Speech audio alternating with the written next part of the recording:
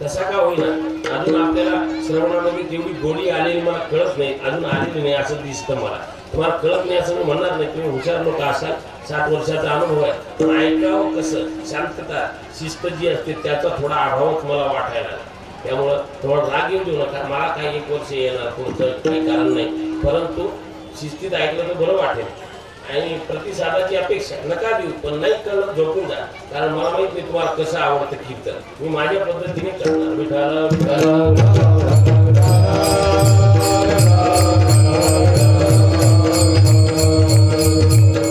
तर गोड कार्यक्रम मग आम्ही आलो. सततच्या कार्यक्रमामुळे आवाज बसलेला आहे आणि मोठा प्रवास. काल आम्ही वाघीला सकाळी काल्याचं कीर्तन होतं, खानदेशात संध्याकाळचं कीर्तन आणि रात्रभर प्रवास करून 5:15 वाजता तर काय कोणतं गाव आहे शिळोणा त्या शिळोणा आणि समोर रस्ता जातो त्या पॉईंटवर आम्ही 5:15 वाजता आलो. गावात काय जातं या वेळेला म्हणून आम्ही तिथंच गाडी लावून तिथंच झोपलो. सकाळी इकडे आलो, स्नान वगैरे झालं, सुंदर व्यवस्था त्या ठिकाणी आमच्या राम महाराजांच्या परिवाराने केलेली. गोड परिवार आहे आणि सगळे मला आनंद वाटला, कारण इकडे येणार नसतं. आमच्या इकडे मी पहिल्यांदा आपल्या भागात कीर्तनाला आलो, आर्मी वगैरे तिकडे आलोय, इकडे पहिल्यांदा आलो. तिकडे त्यांच्याकडे तबला वादक आहेत, तबल्यामध्ये MA MPhil झालेले ते आहेत, काय त्यांचं नाव मी विचारलं नाही, चांगली गोष्ट आहे. आणि दुसरे आमचे हे माऊली आहेत विशाल गोड तबला वाजवतात, त्यांनी तबला विशारद पूर्ण केलेला आहे. आनंदाची गोष्ट आहे. माणसाच्या जीवनात तुकडोजी महाराजांच्या म्हणण्यानुसार एखादी कला असावी. ते भरतृहरीचं वचन आहे तसं की साहित्य संगीत कला विहीन साक्षात पशु पुच्छ विषाणहीन तृणम न खादन नपी जीव मान तद्भाग ध्येयम परमम पशूनाम असं सुभाषित आहे. त्याचा अर्थ आहे बरं का, गोड नीतिशतकातला श्लोक आहे. त्याचा अर्थ आहे की माणसामध्ये साहित्य किंवा संगीत यापैकी एखादी कला तरी असावी. निदान साहित्य कळावं, काव्य कळावं. एखाद्याने चांगला शेर म्हटला तर ते समजायला पाहिजे, एखाद्याने चांगली कविता म्हटली तर त्याला दाद देता आली पाहिजे, एखाद्याने उत्तम वाक्य सांगितलं तर ते समजलं पाहिजे, एखाद्याला सॉक्रेटिस सारख्या महात्म्यांचं वाक्य नाही कळलं तर पाहिजे. साहित्य कळावं माणसाला, एक तर साहित्य यावं माणसाला, नाही तर साहित्य नाही तर निदान संगीतात तरी त्याने प्रवीण व्हावं. साहित्य आणि संगीत ही सरस्वती मातेची 2 स्तनं आहेत. यातील साहित्य हे नवरसयुक्त आहे आणि त्यातलं संगीत हे एकाच रसाने युक्त आहे. संगीतात एकच रस आहे, साहित्यात 9 रस आहे. म्हणून साहित्यिक आणि संगीतज्ञ यांच्यामध्ये थोडंसं अंतर आहे. संगीतज्ञ जो आहे तो एकच रसाचं सेवन करतो आणि साहित्यिक 9 रसाचं सेवन करतो. नवरसी भरवी सागरू ज्ञानोबरायांची ओवी आहे. बस नवरसाने युक्त ज्ञानेश्वरी आहे, नवरसाने युक्त महाभारत आहे, नवरसाने युक्त. आता काही लोकांनी एक रसच मानला, तसा साहित्य रसामध्ये 9 रस आहेत आणि आपल्या संगीतात 1 रस आहे, त्याला म्हणतात माधुर्य रस. एकच रस आहे, माधुर्य. संगीत कसं आहे, फक्त एकच उत्तर देत आहे, संगीत गोड आहे. संगीत गोड आहे, संगीत अतिशय गोड आहे. संगीतात डोलतो माणूस, पण संगीत कळेल तो डोळेल. जो आता या सुंदर चाली जेव्हा शास्त्रीय पद्धतीने गातात कीर्तनामध्ये, ज्याला गाण्यातलं कळत नाही तो म्हणतो हे का ओरडत असतील बरं, असं त्यांना वाटेल. पण ज्यांना कळतं ते दाद देतात किंवा छान गायन झालं, गायक चांगले होते कीर्तनाला, असं असतं. म्हणजे ज्याला साहित्य कळतं तो म्हणतो कीर्तन छान झालं, महाराजांचं बोलणं आवडलं, असं असू शकतं. ज्याची त्याची शैली आहे. पण चांगलं वाटलं मला की गुणवानांचा मनापासून आदर आहे, प्रेम आहे. गुणवान इलेक्शन पार पडलेले आहे. ते म्हणले चला आता तुमच्या बरोबरच जेवढा काही सहवास घेता येईल तेवढा आनंद भोगायचा. संघर्षरत मनुष्य आहे, गोड आहे. म्हणून सगळ्यांना उपस्थितांना सगळ्यांना आरंभीच मी धन्यवाद देतो. साऊंड सिस्टीम गोड आहे. कुठली एक आहे इथलीच आहे, परिसरातली आहे, गौड अतिशय गोड साऊंड सिस्टीम आहे. भागवत कथा संपन्न झालेली आहे. भागवत कथा प्रवक्ते आपले एकनाथ महाराज सुरुशे नागठाणा वाशिम जिल्हा इथले होते आणि शेषराव मारुती चिरंगे यांनी ज्ञानेश्वरी वाय व्यासपीठाचं आणि सुंदर नेतृत्व पार पाडलेलं. आणि मृदंगाचार्य यांचा परिचय कार्तिक महाराज छान आहे. कुठं न शिकता नैसर्गिक ताल अंगी असल्यामुळं ते छान वाजवतात. ताल पाहिजे, निसर्गतः ताल त्यांच्यात आहे. उत्तम मृदंग वादन करतात. दिगंबर महाराज गोड आवाज आहे त्यांचा, तिकडे ऐकलं मला आनंद वाटला. स्वर अत्यंत सुश्राव्य असा आहे. आणि बाकी नामदेव महाराज, गजानन महाराज, ईश्वर महाराज आणि मागे जे आहेत सगळे आपले टाळकरी मंडळी, हे आमच्या टाळकरी गायक वादकांशिवाय कार्यक्रम अपूर्ण आहे. आपल्या परिसरामध्ये एवढ्या कठीण आता काय तांडे तसे आहेत, कुठं जा तांडे जगला जिकडं आता गाड्या आणि रस्ते झाले, पूर्वी हे नव्हतं तेव्हा फार कठीण होतं. आणि आपण तांडे एवढ्या तांड्यामध्ये एवढ्या निबिड अरण्यच आहे हे अजूनही, एवढं काही फार आपल्याला इकडं आल्यानंतर वाटतं किती कठीण आहे इकडे. आम्ही आलो रात्रभर, आम्ही अंतर होतं म्हणून नाही, पण तसंही कठीण आहे. तरी सुद्धा एवढ्या गोड वातावरणात आप्पा स्वामी महाराज आणि रमामाई यांच्या शक्तीचा परिचय, सामाजिक शक्ती कशी एकत्र होते, परमार्थात ही ताकद आहे. असे माणसं एकत्र आले नसते, कीर्तनाच्या सप्ताहाच्या माध्यमाने एकत्र आले आणि हे जे एकत्र करतात त्या लोकांना धन्यवाद दिले पाहिजे. सप्ताह घडावा यासाठी त्यांची तळमळ असते. हे असे लोक आपल्या तांड्यामध्ये आहेत, त्यामुळं हा योग येतो, हे घडत असतं. गोड असं वातावरण आपण निर्माण केलं. आता मला माझा मुद्दा महत्वाचा हा आहे की सप्ताह 60 वर्षापासून आहे. तुम्हाला राग येऊ देऊ नका, मी बोलणार आहे. मुद्दा हा आहे, सप्ताह 60 वर्षापासून आहे, पण आपण माळकरी वाढले पाहिजेत, या गोष्टीकडे लक्ष दिलं पाहिजे.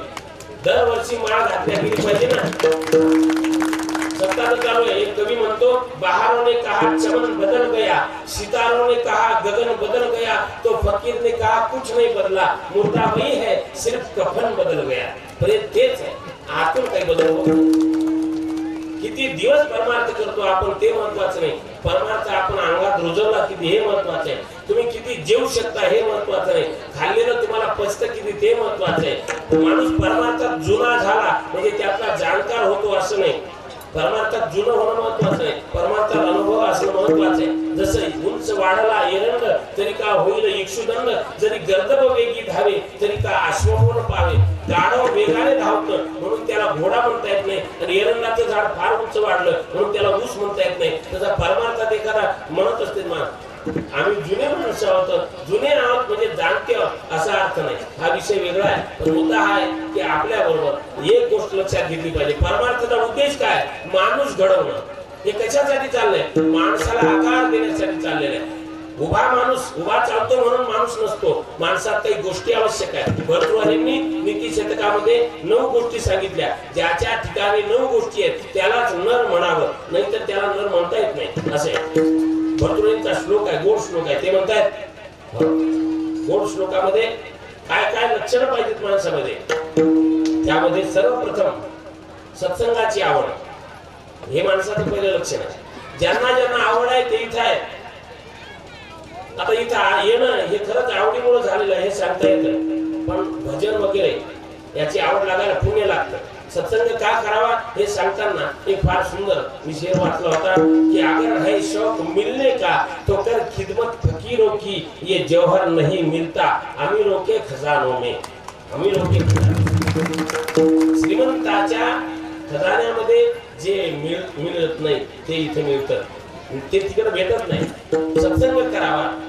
वांछा सज्जन संग में परगुणे मृत्युर्गुरो नम्रता विद्यायां व्यसनं स्वयोषितिरति लोकापवादात् भयं भक्ति शूलिनी शक्तिरात्मदमने संसर्ग मुक्ति खले एते येषु वसन्ति निर्मल गुणास तेभ्यो नरेभ्यो नमः. विठ्ठल विठ्ठल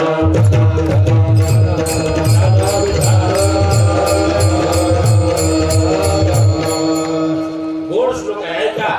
वांछा सज्जन संगमे, माणूस कोणाला म्हणतात, ज्याला संत समागमाची आवड आहे तो माणूस आहे.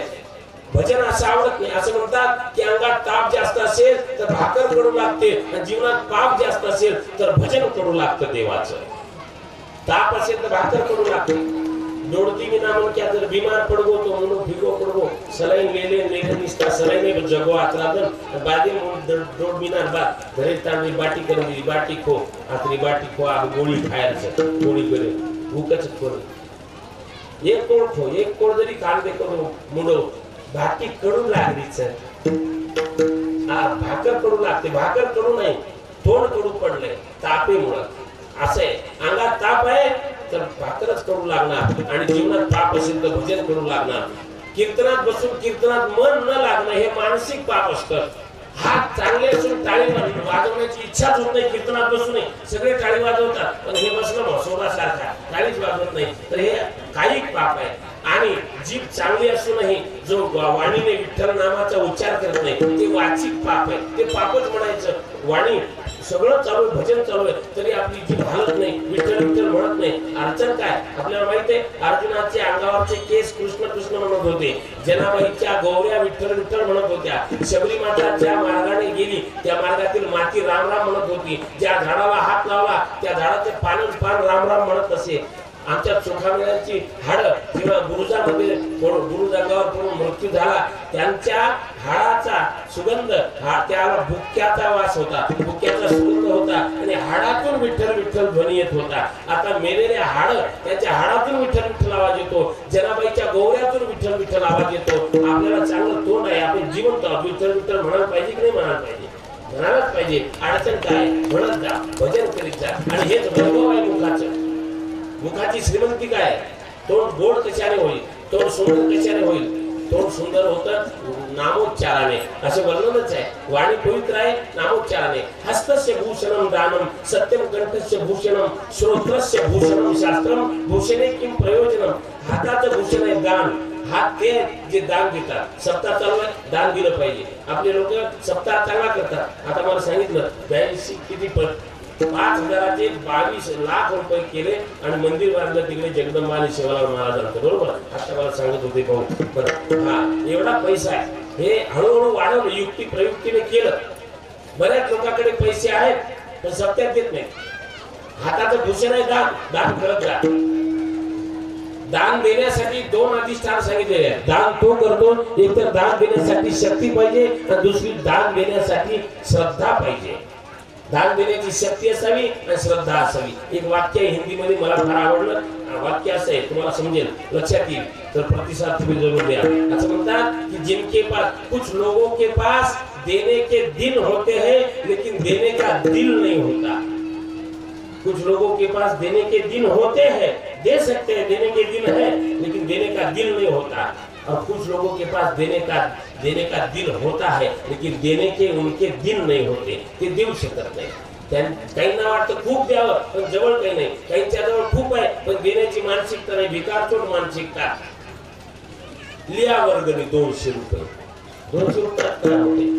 वर्गणी प्रचंड दिली पाहिजे, जेवढी आपली क्षमता आहे ना. त्याच्या असं म्हणतात नियम तसा आहे, 25% भाग वर्षभरात जे कमवतो त्याचा 25% भाग दिला पाहिजे. नका एवढं देऊ, 10% तर द्या, 10%. हो हा. आणि मग तक्रारी करायच्या नाही. हाताचं भूषण आहे दान. बहिणाबाई चौधरींची कविता आहे, फार सुंदर आहे. निजवते भुक्या पोटी तिले रात म्हणू नये आणि आखडला दानासाठी त्याले हात म्हणू नये. जो दानासाठी आखडला, दाने कापे हात नावडे ते विशी मात. सप्ताहामध्ये दान दिलं पाहिजे, वर्गणी दिली पाहिजे, हे केलंच पाहिजे. हे आपलं भूषण आहे. हाताचं भूषण आहे दान. गळ्याचं भूषण आहे सत्य बोलणं आणि नामस्मरण करणं. सत्यम कंठस्य भूषणम. कानाचं भूषण आहे शास्त्र ऐकणं. जे शास्त्र ऐकत नाही, कथा ऐकत नाही, ते कान नाही. तुलसीदास स्वामी म्हणतायत, जिन हरि कथा सुनी नहीं काना श्रवण रंध्र अहि भवन समान. जिन हरि कथा सुनी नहीं काना श्रवण रंध्र अहि भवन समान. मंगल भवन मंगल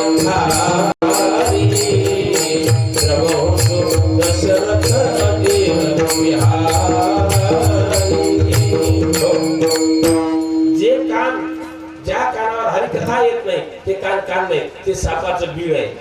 हे 2 कान. डोंगरेजी महाराजांचं वाक्य आहे की देवाने आपल्याला कान 2 दिले आणि तोंड एकच दिलं. तोंड 1, कान 2. 2 कान का, एकच तोंड का? याचा अर्थ हा आहे की एक पट बोला, एक पटच बोला आणि दुप्पट ऐका. पण आपण बोलतो दुप्पट आणि एक पटही ऐकत नाही, ऐकतच नाही. जो तो आपलाच मत मांडायला पुढे आहे. मार सामनो फक्त मग होणं हुशार. हीच मानसिकता आहे. ऐकत नाही कोणी कोणाचं. असं करू नये. एक पट बोलावं आणि जास्त ऐकावं. याला महाभारतामध्ये विदुर नीती म्हणते, क्षिप्रम विजानाती चिरम शृणोती. विद्वान माणसं, जे माणसं विद्वान असतात अशी माणसं कमी बोलतात, जास्त ऐकतात. आणि मूर्ख माणसं खूप बोलतात आणि पुढच्याचं ऐकूनच घेत नाही, त्याला मूर्ख म्हणतात. ऐकून तर घेत जा बरं का. हे मी यासाठी सांगतो, माणसाचं भूषण आहे की त्याने हे करावं. हे सगळं शिकण्यासाठी सत्संगात यावं लागतं. वांछा सज्जन संगमे, संत समागमाची इच्छा हे माणसाचं पहिलं लक्षण आहे. हिंदी कवि ऐसे म्हणतो कि सम्राट के साथ रहकर राज भोगना भी बुरा है, न जाने कब रुला दे. सम्राट के साथ रहकर राज भोगना भी बुरा है, न जाने कब रुला दे. और फकीर के साथ रहकर भीख मांगना भी अच्छा है, न जाने कब भगवान से मिला दे. सम्राटाबरोबर राज्य भोगणंही काही उपयोगाचं नाही, फकीराबरोबर भीक मागणंही चांगलं.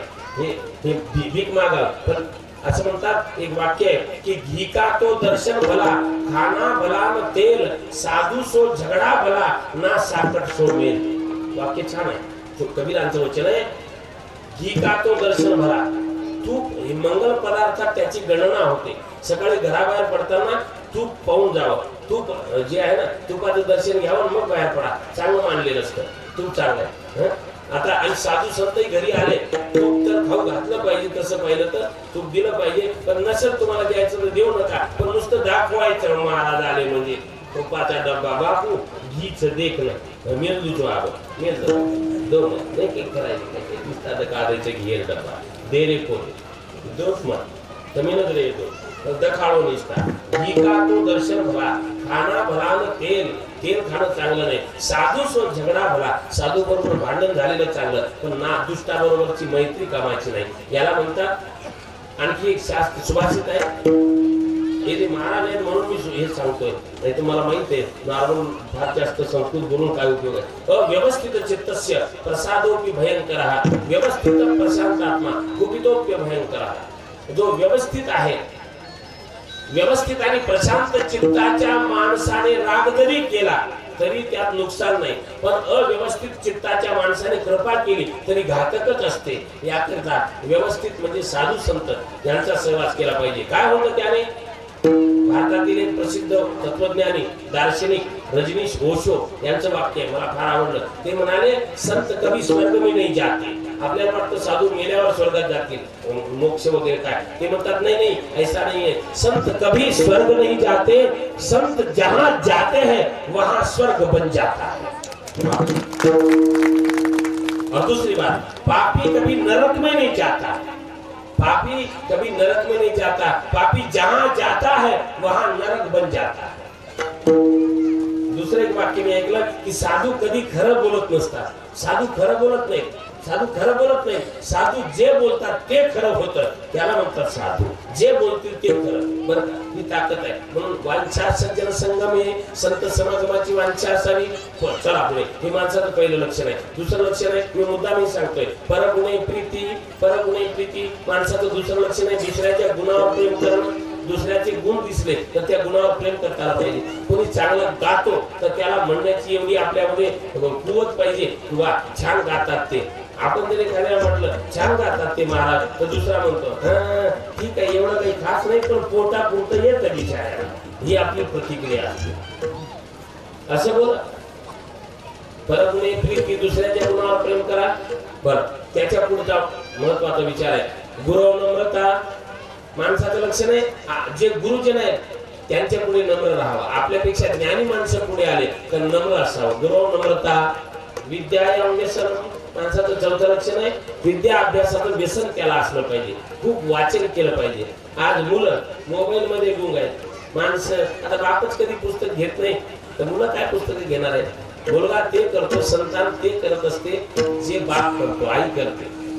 बाप जर कधी ज्ञानेश्वरी घेऊन बसला तर मुलाला वाटेल की वाचण्याचं महत्व आहे, ज्ञानेश्वरी घेऊन बसला म्हणजे मुलं वाचतील. तुम्हीच मोबाईल पाहता आणि मुलाने मागितलं की त्यावर चिडचिड करता, हे काही बरोबर नाही. यासाठी आपलं अनुकरण ते करतात, म्हणून आपणही त्यांच्यासमोर चांगलं असलं पाहिजे. गुरु नम्रता. विद्या व्यसन. विद्या अभ्यासाचं व्यसन माणसाला असलं पाहिजे. किती व्यसन असावं. डॉक्टर सर्वपल्ली राधाकृष्णन एक थोर व्यक्तिमत्व, शिक्षक दिन त्यांच्या नावाने साजरा करण्यात येतो. किती विद्वान होते, अद्भुत वाङ्मय त्यांनी निर्माण केलं. स्वामी विवेकानंद काय वाचन आणि काय बुद्धी. विवेकानंदांनी शिकागोची धर्म परिषद गाजवली एवढाच त्यांचा महिमा नाही. विवेकानंदांचं वैशिष्ट्य हे होतं, जे वाचलं ते एक पाठी होते, वाचलं ते लगेच पाठ व्हायचं, एवढी स्मरणशक्ती दांडगी होती. आणि आपल्याला काही ध्यानात राहत नाही. याचे कारण आपण पुस्तक आवडीचा विषय जो असतो ना त्यात माणूस एकाग्र होतो. एक लक्षात घ्या. यासाठी एक गोष्ट सांगता येईल की माणूस पैसे मोजताना जेवढा एकाग्र असतो, नोटा मोजताना किती एकाग्र असतो.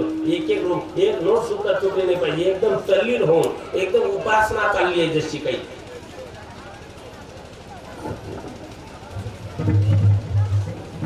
एवढे मोजतो पैसे, एकाग्र असतो.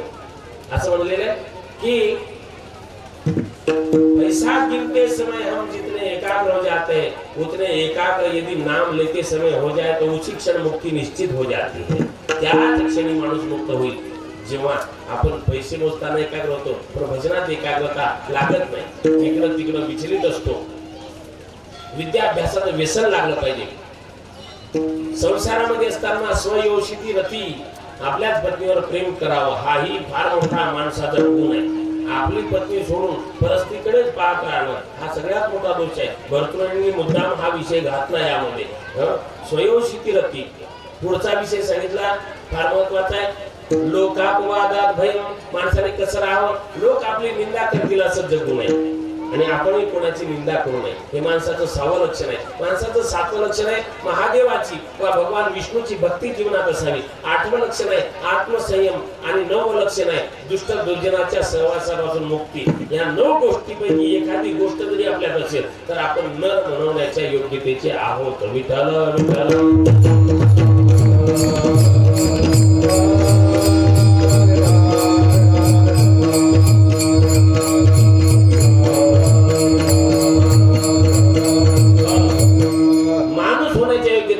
माणूस म्हणवण्याच्या योग्यतेच्या जास्त नाही काही जमलं तरी चालतं. माणूस म्हणून जगता आलं पाहिजे. हा आपलं नाव झालं पाहिजे चांगलं. वाक्य ऐकलं असेल, व्हॉट्सअपवर वाचलं होतं की नाव असं करा की नाव घेतल्याबरोबर काम झालं पाहिजे, नाहीतर काम असं करा की काम केल्यानंतर आपलं नाव झालं पाहिजे. महापुरुषांचं नाव चंद्र सूर्य आहे तोपर्यंत अमर आहे असं म्हणण्यापेक्षा त्यांची कीर्ती आहे तोपर्यंत चंद्र सूर्य आहे असं म्हणायला हरकत नाही. एवढी ताकद त्यांची आहे. हे कमवलं. माणसाने जगण्याला लांबी नाही खोली ठेवली पाहिजे. अर्थपूर्ण जीवन जगता आलं पाहिजे. त्यासाठी सत्संग केला पाहिजे. इकडे आल्यानंतर हळूहळू दिशा मिळते. आपल्याला कळतं बिनु सत्संग विवेक न होई. बिनु सत्संग विवेक न होई. बिनु सत्संग विवेक न होई. बिनु सत्संग राम कृपा बिनु सुलभ न सोई. राम कृपा बिनु सुलभ न सोई. मंगल भवन मंगल हारी प्रभु सुत शरत अहिर विहार. सत्संगाशिवाय विवेक नाही आणि सत्संग हा देवाच्या कृपेशिवाय नाही. सत्संग मिळाला ना तर अहो भाग्य समजलं पाहिजे. हा सत्संग आपल्याला मिळतो. सत्संगात आनंद आहे. जिथे सत्संग आहे तिथे बसलं पाहिजे. कोणी म्हणत एखादी माणसं बसतात पत्ते जिथे चालू आहेत ना तिथं बसतात. त्यांना म्हणा अहो पत्त्यावर काय बसता, तुम्ही चांगल्या जागी बसा. अहो ते म्हणतात काही नाही. म्हणतात मन निर्मळ चावचाव कधी भेटे तो काही येईल म्हणजे आवड ये पता मुकन बेटे तो काही ज्ञान जुळो ज्ञान शिका. अरे तार मन आता निर्मळच तो मंदिरे मेसनी जात नाही म्हणजे घरी बी भाग मेलेचं संडास बी भाग मेलेचं पण संडास भागेल महाराज म्हणून 3 लाख रुपया खर्च आहे. तर 3 लाख काही 5 लाख जरी लागे संडास भागेल तो संडास बेटर कोई बाटी थोड़े खाओ कि 5 लाख लगा में चुप ये एक दिन ये मत बेटर बाटी खाओ लाया हम कोई करे समझ रहे करेंगे. बेशेर जागा विवेक तो उतरा देवे संतांचा संग तोची स्वर्गवास नरक तो उदास नरगळा. सत्संगामध्ये राहिल्याने ह्या गोष्टी आत्मसात होतात. हे कळतं आपल्याला. म्हणून सत्संग करावा आणि सत्संगामध्ये भगवान परमात्म्याची पूर्णता कळते. जीवनाला धन्यता येते. धन्यता येण्यासाठी सत्संग आहे. नाही का? माझा मुद्दा हाच आहे. धन्य जीवन कशाने होईल? परिवार मोठा आहे धन्य नाही, पैसे खूप जास्त आहेत म्हणून धन्य नाही, कोणी सुंदर आहे म्हणून धन्य नाही, मुलगा झाला म्हणून जीवन धन्य नाही. त्या लहान लहान गोष्टींमध्ये धन्यताच नाहीये. धन्य हम कृतकृत्य हम अवस्था फार मोठी आहे. जीवनाला धन्यता तुकाराम महाराजांनी प्राप्त केली. त्यांनी स्वतः त्याची प्रतिज्ञा केली होती ती त्यांनी सार्थ केली. धन्य म्हणविन इह लोकी लोका भाग्य आम्ही तुका देखिला, भाग्य आम्ही तुका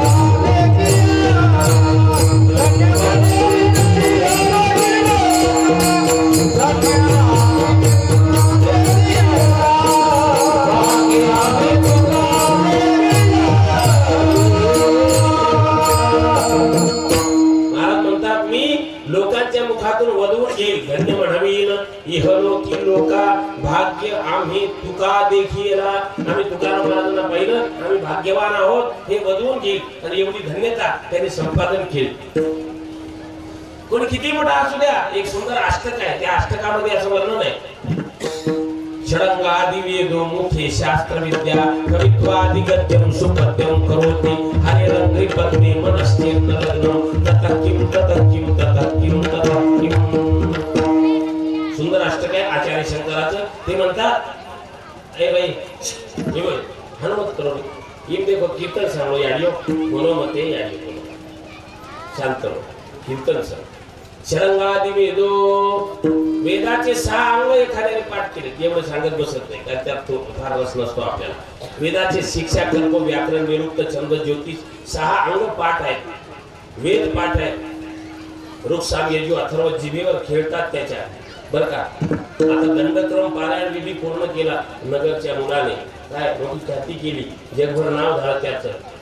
पण एवढी विद्वत्ता जरी असेल, वेदाचे अंग पाठ असतील, वेद पाठ असतील, शास्त्र सगळे माहिती आहेत, न्याय योग सांख्य पूर्वमीमांसा उत्तरमीमांसा आणि सगळं काही अगदी त्याने अशी कोडून प्यालेलं आहे. सगळं काव्य लिहितो, सगळं करतो, पण म्हणून एवढ्याने त्याला धन्यता येत नाही. धन्यता फक्त हरिभक्तीने येते. हरिरंगी पद्मे मनश्चेन्न लग्न ततकिम सो वाट असं आहे की ततकिम त्याने काय होणार आहे, त्याने काय मी विद्वान आहे त्याने काय होईल. भगवत चरणात प्रेम नाही ना उपयोग नाही. बिना प्रेम रिझे नाही नटवर नंद किशोर. प्रेमाशिवाय तर त्याला वशच करता येत नाही. म्हणून धन्यता व्यवहारात मोठं होण्यात नाहीये, धन्यता देवाच्या नामात रंगण्यात आहे. धन्य कोण या शब्दाची व्याख्या सांगताना महाराज औरंगाच्या शेवटच्या चरणात धन्य तुका म्हणे, धन्य म्हणे तुका जन्मोत्पत्ती आला. धन्य म्हणे तुका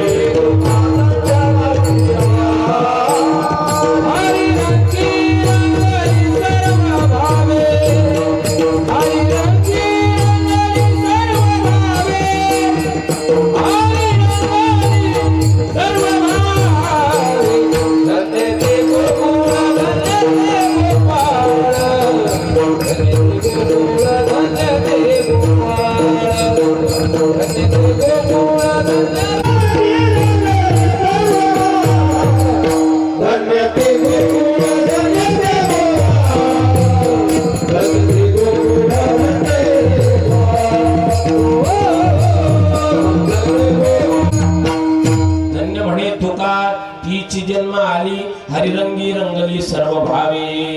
कोण धन्य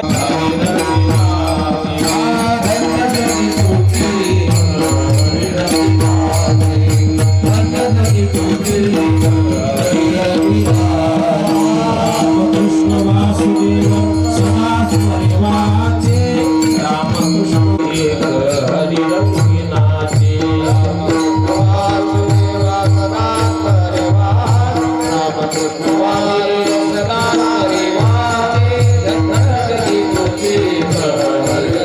Hare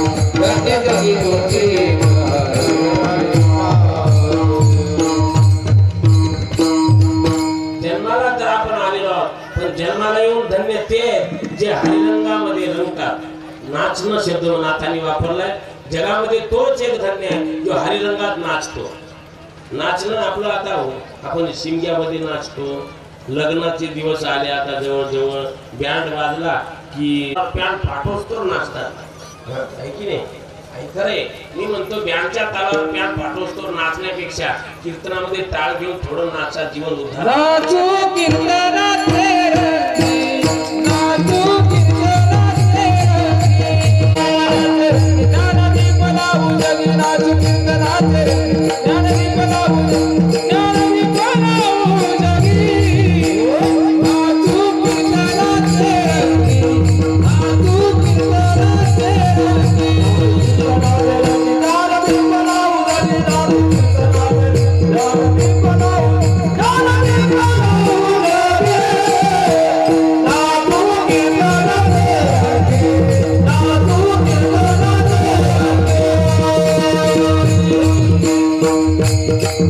कीर्तनाचे वा, नाचू कीर्तनाचे रंगी. छान छान म्हटले. टाळी वाजवत जा अशा वेळेला. असं आवाज गोड आहे महाराजांचा. नाचू कीर्तनाचे रंगी. आता आपल्याला तुम्हाला बायांना जसं पहिलं निरीक्षण थोडस आपलं सहज कपडे धुताना बाया काही कारण नसताना त्या दगडावर जेव्हा ते कपडे आदळतात तेव्हा एक विशिष्ट प्रकारचा आवाज तोंडातून त्या काढत असतात. असं काही कोणी असं करतात. सवय. आता तुम्हाला म्हटलं की असा आवाज करू नका आणि फक्त कपडे धुवायचे, आवाज करायचा नाही, तर जमणार नाही. ते तसंच आहे. वृंदावन जाने को जी चाहता है, वृंदावन जाने को जी चाहता है.